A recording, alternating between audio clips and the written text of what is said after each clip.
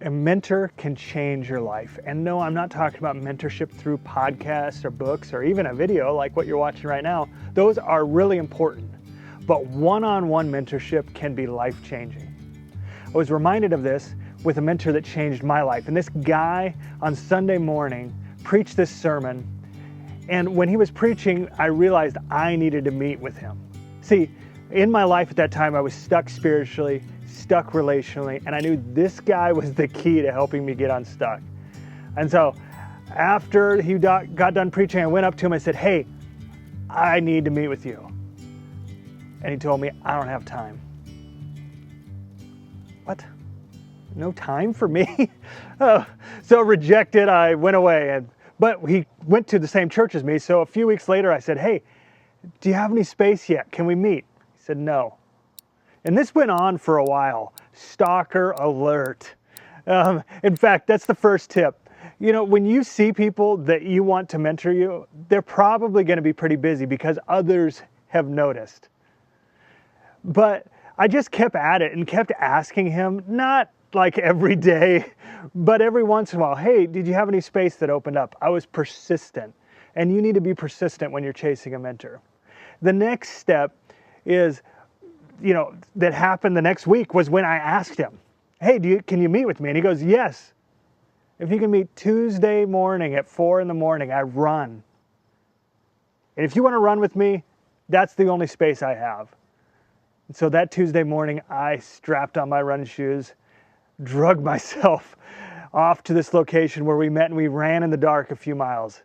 And it was one of the most transformational talks that I ever would have had, that if I wouldn't have met with him, wouldn't have happened. So the next thing is meet the mentor when they can meet. And this will cause sacrifice. I'm a morning person, but I'm not a 4 in the morning person, that's what I wanted to go run. Oh, rude. It was a rude awakening every morning. But every Tuesday morning, Ken and I would run at 4 in the morning, and he would mentor me, and I'd ask him questions, and he would give me answers, and I was getting insight into life that I had never gotten before. When you want to meet with someone, you got to meet them where they are. You got to meet them where they are. I found out later, by the way, that Ken had invited other guys that were persistent to meet with him at 4 in the morning, and they said they would come, but they never did. Or they showed up one time and never came back again. And so meet them where they're at. The third one, look, when your mentor tells you something, you don't need to just jump off a bridge and do what they tell you to do. But if you're coming week after week with the same questions, the same responses, the same mountain you're traveling around, you're like the Israelites traveling in a circle over and over. There's nothing more frustrating to a mentor than that. And so when Ken would tell me something, I would apply it to my life. And if it didn't work, I would tell him, "Hey, this didn't work. I had this happen." And he'd give me tips to getting around that obstacle. And so, 1, you're going to want to be persistent. 2, when you meet with them, meet them where they are. 3, do the things they tell you to do. And then number 4, at some point you're going to have to break it off. Look, mentorship is seasonal. It's going to be a season. And if you don't recognize that season, you can get in another stuck place. And the relationship should change and move. There's some people in my life I've mentored that I no longer meet with. There's other people in my life that I've mentored that now it's changed to do a friendship and an ironing, sharpening iron. And so that's just the last tip that a lot of people don't think about, that there needs to be a break-off point and one of you needs to recognize it.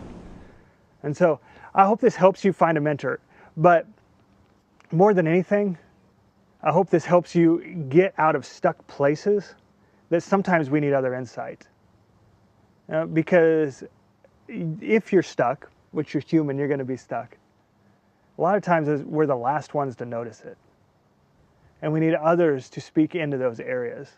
And so if you have not found a mentor, it's okay. Just try again. Ask someone and be persistent. Have a great day. God bless you. All right, if you don't know where to look for a mentor, here's a couple suggestions. 1, look for someone that has achieved what you're after. So if you want mentorship in marriage, look for someone that their wife looks at them adoringly after years of marriage. If you struggle with finances and that's where you're wanting a mentor, look for someone that's successful in that. And the next step is sometimes we need help from God. Often we need help from God, right? On where to find that mentor. And so if you're not spending quiet time with God, if that's something that's a little hard to have, you need consistency in your quiet time of seeking God, because He will show you who you should ask. And if you want help with that, I suggest you watch this video right here and it'll help you have a consistent quiet time with God.